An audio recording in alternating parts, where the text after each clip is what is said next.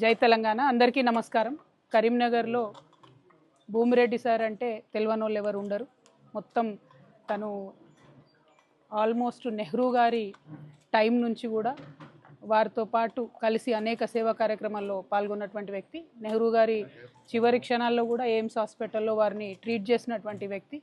తర్వాత కరీంనగర్లో ప్రభుత్వ డాక్టర్లు లేనటువంటి సందర్భంలో సర్జరీ అంటే భూమిరెడ్డి సారే అనేటటువంటి పేరు తెచ్చుకొని ప్రజలకు ఒక నమ్మకం కల్పించి వైద్య వ్యవస్థ మీద చాలా సేవా కార్యక్రమాలు చేసినటువంటి వ్యక్తి.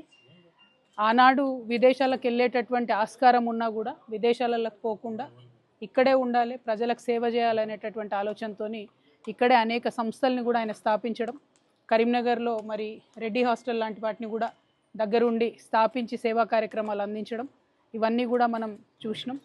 మరి భూమిరెడ్డి గారి వ్యక్తిత్వం గురించి నేను ఎంత చెప్పినా చాలా చిన్నదాన్ని కాబట్టి సరిపోదు. అందుకే నేను ప్రభుత్వాన్ని డిమాండ్ చేస్తూ ఉన్నాను, ఖచ్చితంగా భూమిరెడ్డి సార్కి పద్మశ్రీ అవార్డు ఇవ్వాలి. దానికి కంప్లీట్గా మా తరఫు నుంచి మద్దతు ఉంటుంది.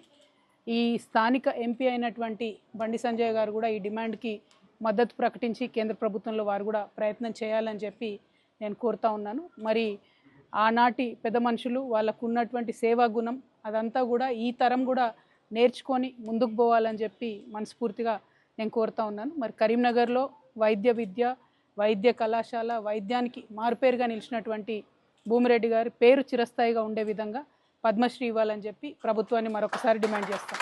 Thank you. జై తెలంగాణ.